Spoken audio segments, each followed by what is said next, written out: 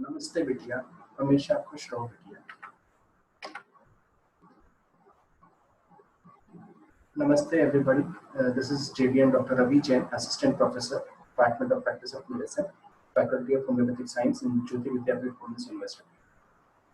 Today, I will be starting with a new topic of locomotor system, ankylosing spondylosis. It is an inflammatory disorder of unknown cause that primarily affects the axial skeleton, peripheral joints and extra-articular surface structures. ये तीन चीजों को affect करता है। Ankylosing spondylosis एक ऐसा disorder है जो आपके एक्सियल स्केलेटन को अफेक्ट करता है, पेरिफेरल जॉइंट्स को अफेक्ट करता है एंड एक्स्ट्रा आर्टिकुलर स्ट्रक्चर्स को अफेक्ट करता है। It is a chronic inflammatory arthritis predominantly affecting sacroiliac joint. ये एक ऐसा क्रॉनिक डिसऑर्डर है, मतलब 6 हफ्ते से ज्यादा टाइम तक रहता है।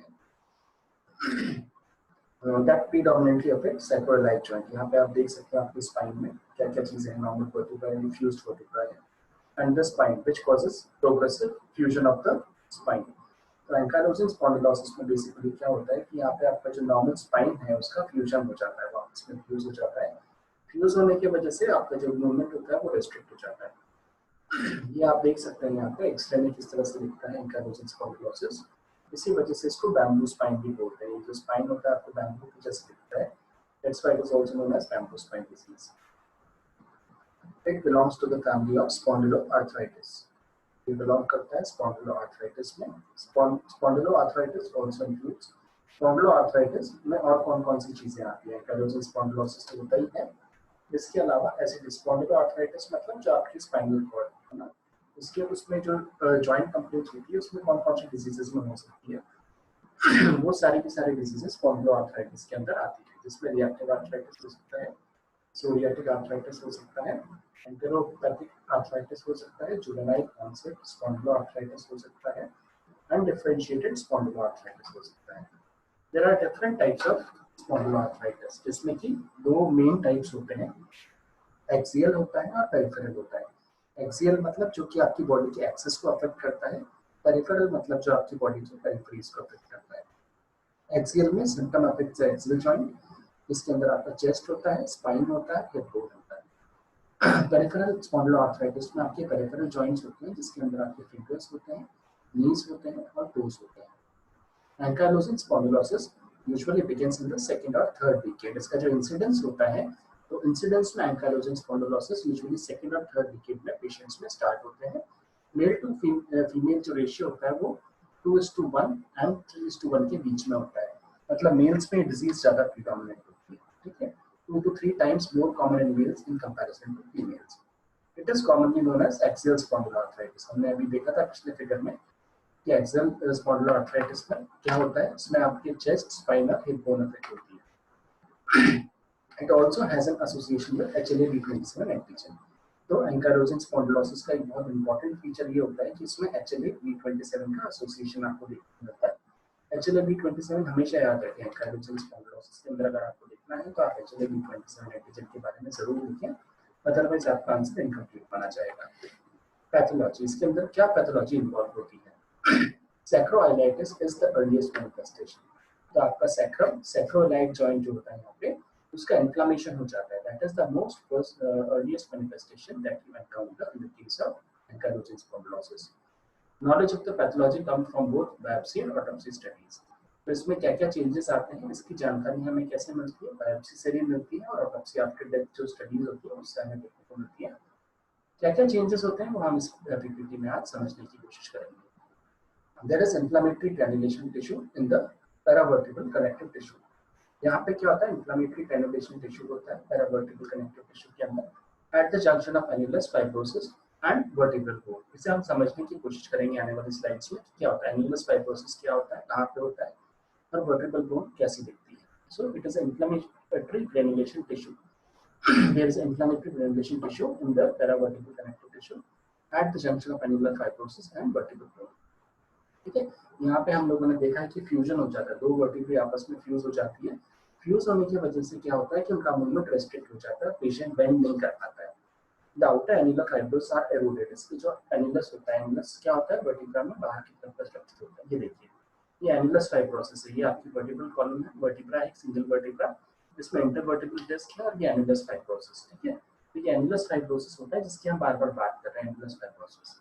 यहाँ पर क्या होता है, the outer annular fibrosus are eroded and eventually replaced by the bone.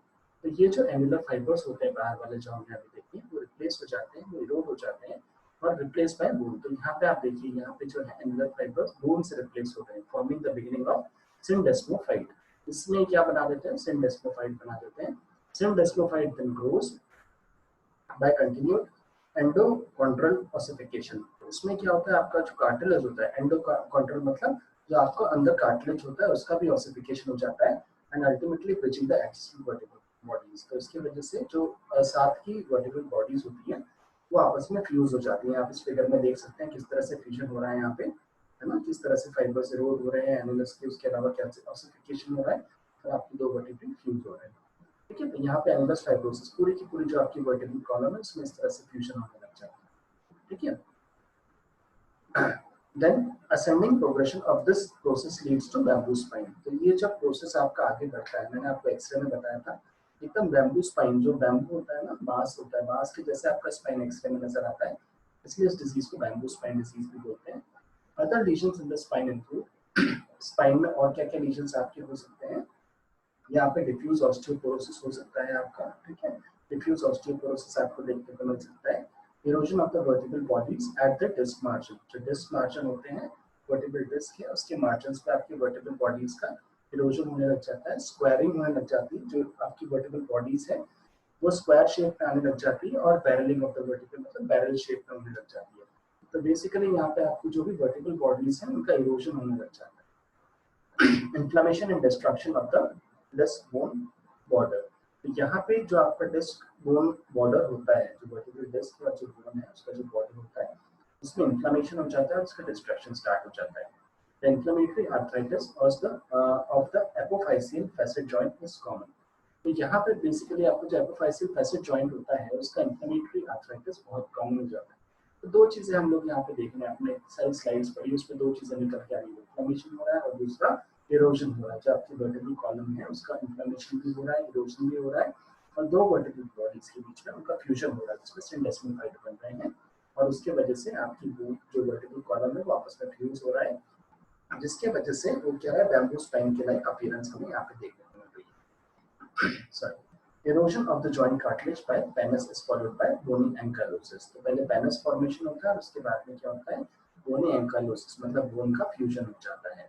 Inflammation of the fibrocartilage anthesis, ठीक है। anthesis मैंने आपको पिछले लेक्चर्स में बताया था, जहाँ पे आपके बोन्स में आपकी मसल्स और टेंडन अटैच होते हैं वहाँ पे उसको anthesis बोलते हैं। तो वहाँ पे आपका इन्फ्लेमेशन इन द फाइब्रोकार्टिलेज उस पे एंथेसिस पे इन्फ्लेमेशन हो जाता है। What are the clinical manifestation? हमारे पास में जब भी एंकाइलोजिंग स्पॉन्डिलोसिस का पेशेंट आएगा तो क्या क्या सिम्टम्स लेके आएगा। The course of the disease is extremely variable।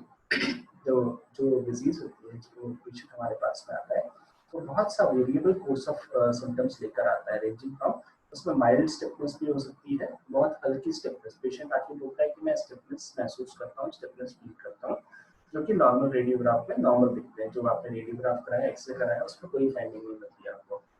ये सबसे मिनिमम वाला स्पेक्ट्रम है। उसके बाद मैक्सिमम स्पेक्ट्रम में हम क्या कहा जा सकते हैं, to the patient with a totally fused spine and severe bilateral hip arthritis. तो मिनिमम कंडीशन में हो सकती है माइल्ड स्टिफनेस आपको देखने को मिले और एक्सरे नॉर्मल है। वहीं आपको एक्सट्रीम कंडीशंस पे अगर आप देखते हैं तो यहाँ पे टोटली फ्यूज्ड स्पाइन आपको देखने को मिल सकता है और सीवियर बाइलेटरल हिप आर्थराइटिस। इसके साथ में हिप जॉइंट हमने देखा था ना, सेंट्रल स्पॉन्डिलोआर्थराइटिस में हिप इन्वॉल्वमेंट भी होता है, तो उसमें आपका बाइलेटरल हिप आर्थराइटिस आपको देखने को मिल सकता है, accompanied by severe peripheral arthritis. इसके साथ में पेरिफेरल आर्थराइटिस भी आ रहा है यहाँ पे एंड एक्स्ट्रा आर्टिकुलर मैनिफेस्टेशंस। इसके अलावा जॉइंट्स के अलावा जो हमने देखे थे ना रिमेटॉइड आर्थराइटिस के अंदर जिसमें एक्स्ट्रा आर्टिकुलर मैनिफेस्टेशंस हमें आ रहे थे, वैसे ही स्पॉन्डिलोआर्थराइटिस में भी एक्स्ट्रा आर्टिकुलर मैनिफेस्टेशंस हमें देखने को मिल सकते हैं।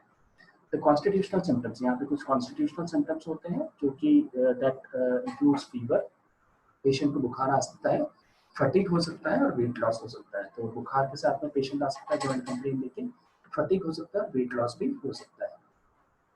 अब क्योंकि यहाँ पे आपका जो दो वर्टिब्रा फ्यूज हो रही है, दो वर्टिब्रल के बीच में से आप जानते हैं कि नर्व्स निकलते हैं, तो उसकी वजह से जब उनका कंप्रेशन होगा तो न्यूरोलॉजिकल सिम्टम्स भी आपके पास में यहाँ पे आते हैं।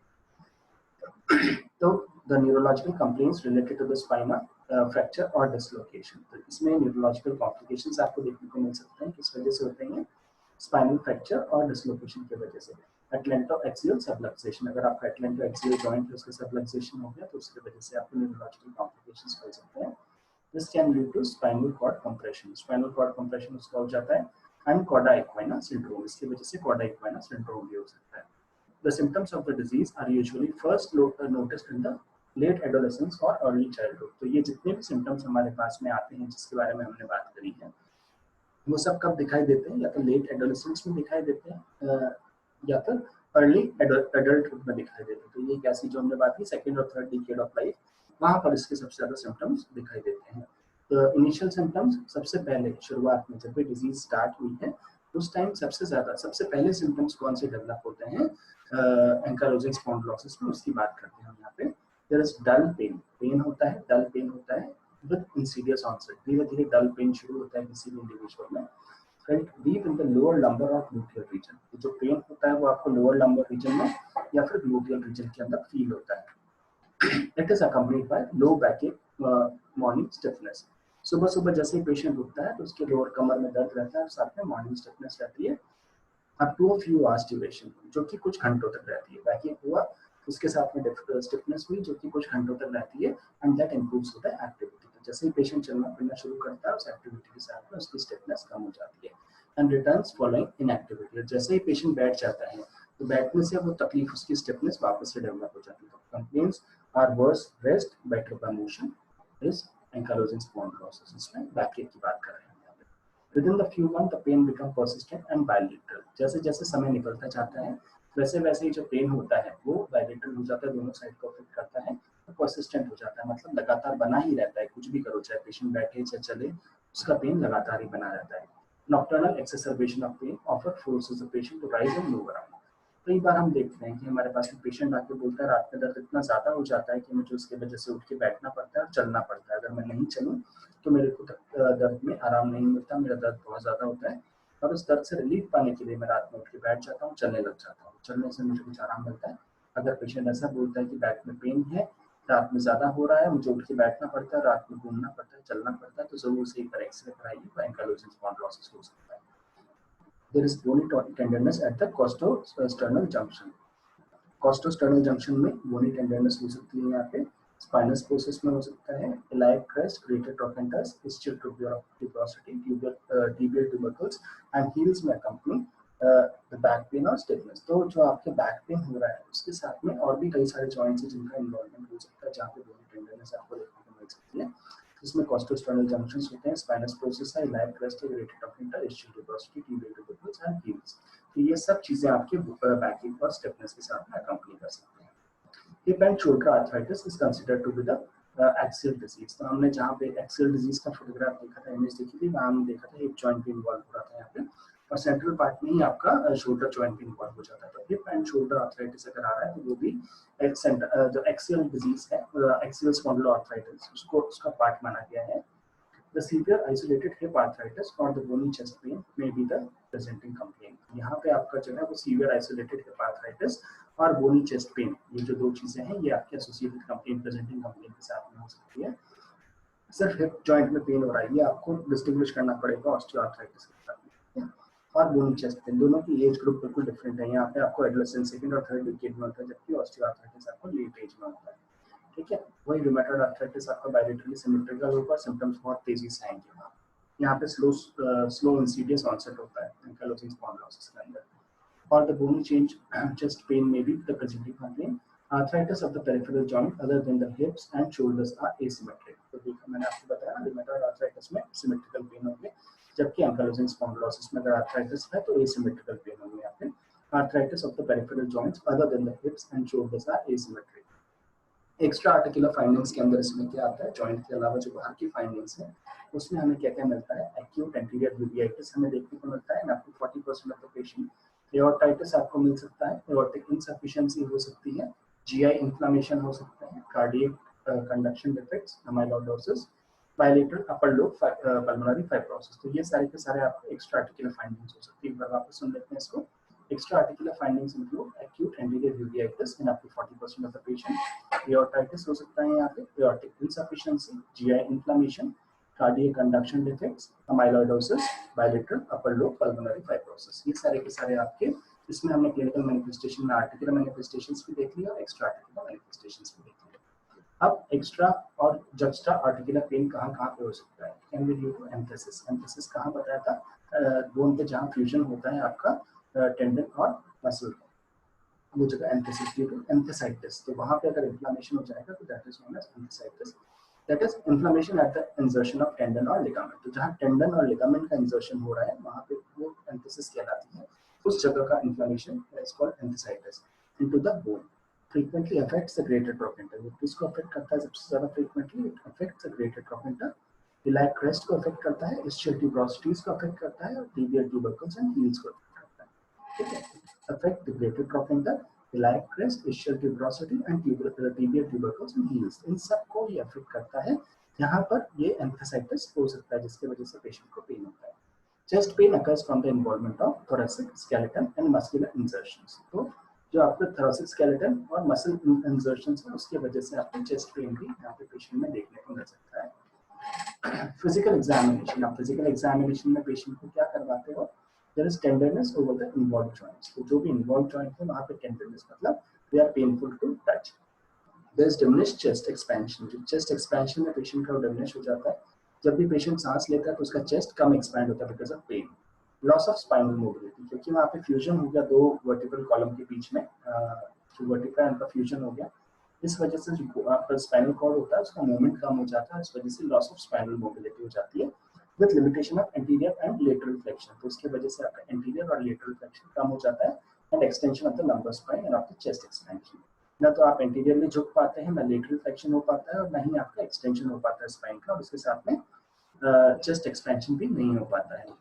The pain in the sacroiliac joint may be elicited either with the direct pressure or with the stress on the joint. तो अगर आपका sacroiliac joint है वहाँ पे आपको पेन हो सकता है, कब हो सकता है? जब आप डायरेक्ट प्रेशर वहाँ पे लगाएं या फिर वहाँ पे आप स्ट्रेस देते हैं, तो उसके वजह से आपको sacroiliac joint में पेन फील हो सकता है। अब ये जो आपका जो हमने बात करी है एंटीरियर फ्लेक्शन की और लेटरल फ्लेक्शन की आपका लंबर स्पाइन का, तो उसे आप एलिसिट कैसे करोगे? उसके लिए एक टेस्ट किया जाता है that is known as the Schober test, है ना। तो diminished anterior flexion and lumbar spine को टेस्ट करने के लिए आप शोबार टेस्ट करवाते हैं। शोबार टेस्ट में होता क्या है? Basically it is a useful measure of lumbar spinal flexion. ये चेक करने के लिए किया जाता है कि आपका लंबर स्पाइनल फ्लेक्शन प्रॉपर है या नहीं। इसके लिए क्या करते हैं आप, जिसपे भी डाउट है कि एंकाइलोजिंग स्पॉन्डिलोसिस का पेशेंट है तो उसमें आप शोबार टेस्ट कराएंगे। उसके लिए क्या करेंगे आप? द पेशेंट स्टैंड्स इरेक्ट, उसको सीधा खड़ा करेंगे विद द हील्स टुगेदर, है ना, उसके एरिया को सीधा टच करके रखेंगे and mark are made on the spine at the lumbosacral junction and 10 centimetre. फिर आप एक पेन लेकर मार्क लगाएंगे उसके स्पाइन पर लंबोसेक्रल जंक्शन के ऊपर और उससे 10 सेंटीमीटर ऊपर। ठीक है, आपने पेशेंट को बिल्कुल सीधा खड़ा कर दिया, उसके पैरों को एरिया को बिल्कुल मिला दिया और उसके बाद में एक मार्क तो आपने लगाया कि लंबोसेक्रल जंक्शन पे स्पाइन पे, और एक दूसरा जो मार्क लगाया वो उससे 10 सेंटीमीटर स्केल से नाप के 10 सेंटीमीटर ऊपर एक और मार्क लगाया। उसके बाद में क्या करेंगे आप? पेशेंट को बोलेंगे कि वो आगे की तरफ झुके, है ना, और बिना घुटनों को मोड़े अपने हाथों को पैरों पे टच करने की, जो अपने टोज है उनको टच करने की कोशिश करें जितना वो झुक सकता है उतना। ठीक है, और and the distance between the two marks. अब उसके बाद क्या होगा कि जैसे ही पेशेंट आगे की तरफ झुकेगा तो क्या होगा कि जो आपकी स्किन होगी वो खिंचेगी, और स्किन में जो खिंचाव आएगा तो उसकी वजह से जो मार्क होंगे, जो आपने 2 मार्क्स लगाए, उनके बीच का डिस्टेंस बढ़ जाएगा। अगर वो डिस्टेंस 5 सेंटीमीटर से ज्यादा बढ़ गया, ठीक है, मतलब 10 सेंटीमीटर आपने नाप के लगाया था, उसके बाद अपना जब पेशेंट को आगे झुकाया आपने वापस स्केल लगा के नापा, तो अगर वो 15 सेंटीमीटर हो जाता है मतलब आपकी स्पाइन की मोबिलिटी नॉर्मल है। लेकिन अगर वो लेस देन 4 सेंटीमीटर होता है तो वो बताता है कि पेशेंट की डिक्रीज मोबिलिटी है जिसकी वजह से पेशेंट मूव नहीं कर पा रहा है। ठीक है, और वो बता देता है कि ये पॉजिटिव शोबार टेस्ट है, मतलब पेशेंट का एंकाइलोजिंग स्पॉन्डिलोसिस हो सकता है। ये वही चीज समझाई गई है फोटोग्राफिकली। पहले 10 सेंटीमीटर का मार्क लगाया, पेशेंट को आगे झुका दिया, है ना, जिससे कि आपको पता चल जाता है Schober test detects reduced flexion. तो इससे क्या होगा, आपको पता चल जाएगा कि there is reduced flexion with the patient standing, mark the skin overlying the fifth lumbar spinous process। Fifth lumbar spinal process basically lumbosacral region की बात कर रहे हैं यहाँ पे। Usually the level of posterior superior iliac spine or the dimple of the venous, usually dimple of venous के वहाँ पे लगाया जाता है, and 10 सेंटीमीटर अबव और 10 सेंटीमीटर उससे ऊपर। On forward flexion there should increase to 15 centimetre. जब आप आगे झुकाओगे तो 10 सेंटीमीटर का मार्क स्किन खींचने की वजह से 15 सेंटीमीटर का हो जाना चाहिए। तो जब आप नापोगे स्केल से तो वो 15 सेंटीमीटर देखने को मिलेगा। तो नॉर्मल है, अगर 15 सेंटीमीटर से कम मिलता है, 14 सेंटीमीटर से कम मिलता है, मतलब कि उसमें लिमिटेड मोबिलिटी है, जो कि साइन हो सकता है आपका। तो शुगर टेस्ट पॉजिटिव बता देगा, जो कि आपके एंकाइलोसिंग स्पॉन्डिलोसिस होता है। नाउ इवैल्यूएशन, आप क्या क्या इन्वेस्टिगेशंस करा सकते हैं ब्लड में, जिससे कि आपको पता चल जाए। तो एक्चुअली B27 मैंने आपको बताया था बहुत इंपॉर्टेंट टेस्ट है, जो हमेशा लिखना है। एंकाइलोसिंग स्पॉन्डिलोसिस की अगर बात करेंगे तो हमेशा एक्चुअली B27 लिखना है, क्योंकि इन्फ्लेमेटरी डिजीज है, तो इस वजह से यहाँ पे ESR भी बढ़ा हुआ मिलेगा, सी रिएक्टिव प्रोटीन भी आपको बढ़ा हुआ मिलेगा। ठीक है, ESR सी रिएक्टिव प्रोटीन, कोई भी इन्फ्लेमेटरी प्रोसेस हुआ तो वहाँ पे बढ़ जाएगा, जिससे रूमेटॉइड आर्थराइटिस में भी बढ़ा था। माइल्ड एनीमिया आपको देखने को मिलेगा यहाँ पे, RA फैक्टर और ANA नेगेटिव होगा यहाँ पे आपके पास में। ठीक है, तो इससे आप डिफरेंशिएट कर पाएंगे कि रूमेटॉइड आर्थराइटिस है या नहीं है। रूमेटॉइड फैक्टर नेगेटिव होगा और ANA एंटीन्यूक्लियर एंटीबॉडीज नेगेटिव मिल जाएंगे। रेडियोग्राफ्स में जो अर्ली रेडियोग्राफ्स होंगे, जो एक्सरेज होंगे अर्ली, वो नॉर्मल निकल सकते हैं, जैसे हमने पहले डिस्कस किया इस लेक्चर में, वो नॉर्मल आ सकते हैं। सैक्रोइलाइट जॉइंट्स आर यूजुअली सिमेट्रिक, तो जो सैक्रोइलाइट जॉइंट है सिमेट्रिक होंगे। बोनी इरोजन से आपको देखने को मिल सकते हैं विद स्यूडो वाइडनिंग, जो हमने देखा था इसमें चेंजेस आ रहे थे स्पाइन के अंदर, वो सारे हमने squaring of the vertebral column और वो सब डिस्कस किया था हमने, तो वो सब यहाँ पे देखने को मिलेगा। Followed by fibrosis and ankylosis, तो इसमें बाद में आपको फाइब्रोसिस हो जाता है वर्टिब्रल कॉलम में, और उसके बाद में फ्यूजन हो जाता है, that is known as ankylosis. तो एंकाइलोसिस होने की वजह से मूवमेंट रेस्ट्रिक्ट हो जाता है स्पाइन का, और जब एक्सरे करते हैं तो आपको बैम्बू शेप दिखाई देती है, जिसको हम बैम्बू स्पाइन बोलते हैं। डिफरेंशियल डायग्नोसिस, कौन कौन से और डिजीजेस हैं जिसमें कि ऐसे सिम्टम्स हमें देखने को मिल सकते हैं। कुछ तो मैंने आपको डिस्कस कर लिया, मैंने आपको ऑस्टियोआर्थराइटिस के बारे में डिस्कस कर लिया, मैंने आपको रूमेटॉइड आर्थराइटिस के बारे में डिस्कस कर लिया। इसके अलावा डिजेनरेटिव डिस्क डिजीज हो सकती है, मस्कुलर स्ट्रेन होते हैं, फाइब्रोमाइल्जिया हम थोड़े टाइम में पढ़ेंगे, कुछ लेक्चर्स बाद पढ़ेंगे। मेटाबॉलिक और इन्फेक्शियस डिजीज और malignant cause of the back pain. तो अगर आप मेटाबॉलिक इन्फेक्शियस डिजीज की यूजुअली बात करते हैं, तो infectious disease usually short duration की होती है, लेस देन 6 वीक्स, है ना, जबकि ये क्रॉनिक डिसऑर्डर एंकाइलोसिंग स्पॉन्डिलोसिस, जिसकी हिस्ट्री यूजुअली 6 वीक से ज्यादा की होती है।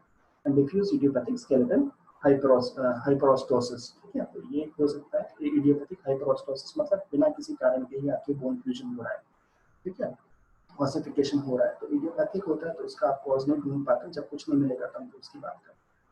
तो ये सारे डिफरेंशियल डायग्नोसिस हैं, सारी वो कंडीशंस हैं जो कि रिसेंबल करती हैं आपके एंकाइलोसिंग स्पॉन्डिलोसिस से, जिसको आपको डिफरेंशिएट करना होता है। Now treatment, what is the treatment protocol, यहाँ पे आप क्या ट्रीटमेंट करते हैं, क्या किस तरह से आप पेशेंट का ट्रीटमेंट कर सकते हैं जिससे कि वो ठीक हो जाता है। Exercise programme to maintain the posture and mobility, तो आप इसमें पेशेंट को एक्सरसाइज प्रोग्राम बताते हैं, वो एक्सरसाइज करे और जिससे उसका पोस्चर ठीक हो जाए, मोबिलिटी ठीक हो जाए। NSAIDs, non steroid anti inflammatory drugs are the first line of treatment, जिससे कि आप पेन और इन्फ्लेमेशन को कम कर सकते हैं। TNF modulatory agents to improve the disease activity and to reduce the bone marrow edema. Secukinumab and interleukin 17A antagonist होता है बेसिकली ये, that has been found to reduce the signs and symptoms. इसके अलावा सल्फासालाजीन और methotrexate आप देते हैं DMA RDS के लिए, तो ये आप दे सकते हैं यहाँ पे, ठीक है। देन इंट्राआर्टिकुलर ग्लूकोकॉर्टिकॉइड्स, आप जॉइंट के अंदर ग्लूकोकॉर्टिकॉइड इंजेक्शंस लगा सकते हैं इंट्राआर्टिकुलर जॉइंट के अंदर, जिससे कि सारा पेन और इन्फ्लेमेशन कम हो सके पेशेंट का।